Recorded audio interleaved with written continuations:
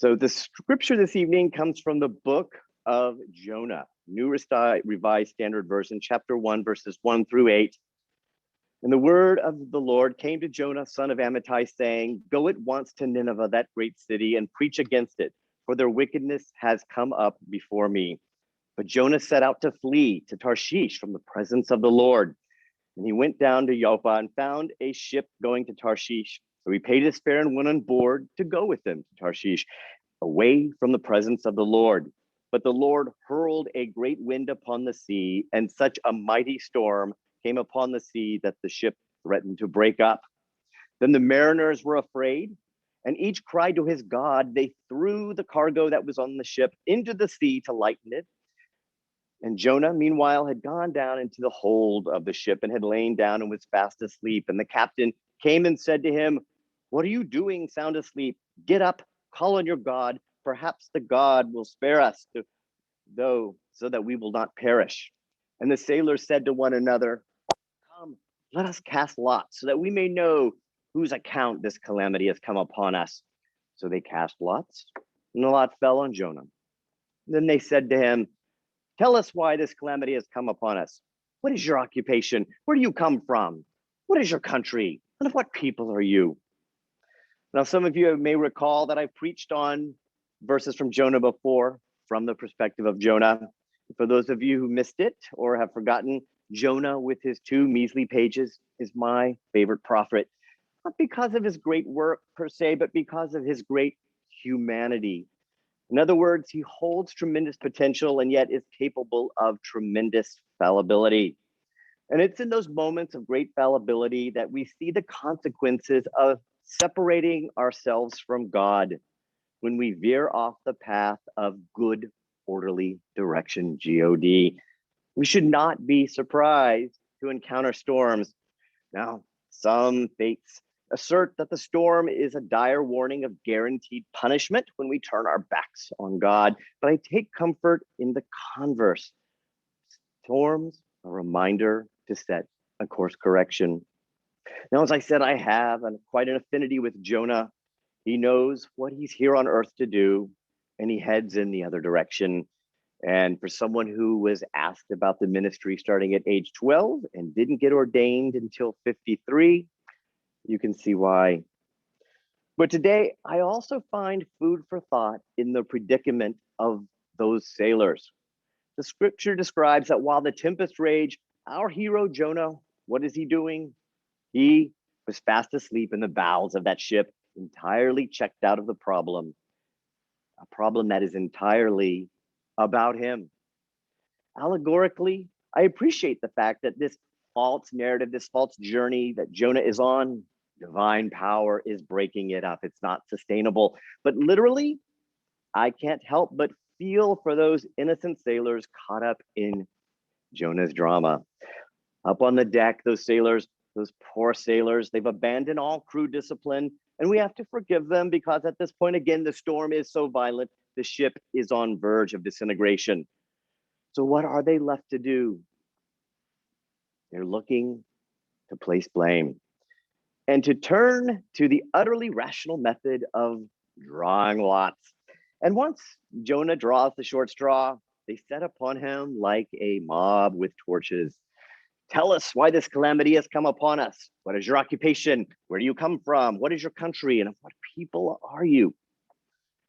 Now, the past several weeks, I find myself feeling where these men are coming from. Right now, with the news we cannot tune out, there has been a resurgence of COVID, one that likely could have been avoided or at least mitigated to a good degree. And the media has already told me, this is not my storm. Me, my double vaccinated self. The news, depending on where you get yours, the epidemiologists, depending on your access to substantiated statistics and research, and government officials, depending on where you live, they've all identified today's Jonah sleep in the boat. For better or worse, it's the willingly unvaccinated. So much so that even the Republican governor of Alabama finally said, folks are supposed to have common sense, but it's time to start blaming the unvaccinated folks, not the regular folks. And I have to be honest, In the past few weeks, I've agonized and wrestled with this sentiment in my mind for weeks as well. But to what end? Now, you've often heard me say this. I'm a big fan of what I call practical metaphysics, but sometimes there's not a lot we can really do when the storm is not just about us or not about us. The storm rages, but unlike the crew, we do not have to look for a scapegoat. Now, yes, the sailors get lucky. They toss Jonah overboard and the storm stops, so we can assume. And the reason this works is because Jonah owns his storm. But very, very rarely are life's tribulations, or its victories for that matter, so simple they can be attributed to a single person. And when it comes to the willingly unvaccinated, do we really want to be the sort of people that tosses nearly 200 million people metaphorically overboard? Because to do so would mean, have I really placed myself in every one of their shoes? Do I really have an understanding of what got them to this point? And where is my compassion? Where is my profound understanding? To do so is a Herculean event for me to do. So again, it's easy for me to shake a crotchety fist of blame when I heard the news of vaccinated healthcare workers catching COVID. When I heard the news of a COVID wing in one Kansas hospital filled with children too young for the vaccine. And it brought me no solace. It was of no practical help when someone I deeply respect, someone who comports themselves far more responsibly than I, contracted a breakthrough case. Again, when confronted with other people's storms, do not use that as an excuse to stay away from your good, orderly direction. And if your ship, metaphorically, whatever that may be, a relationship, an organization, a job, if it's on the verge of breaking up, pull out a hammer and some nails. And failing that, usher the old people and children towards the lifeboats in an orderly fashion. And for goodness sakes, put on a life vest first. Now I'm speaking metaphorically again, but blame as a sole course of action is like a cul-de-sac, and a very short one at that, where you wind up just going round and round in circles at the end. How metaphorically practical is that? Again, I say blame as a sole course of action. None of us would look at soggy floors and point to a leak in the roof and go, I blame that leak in the roof, and stop.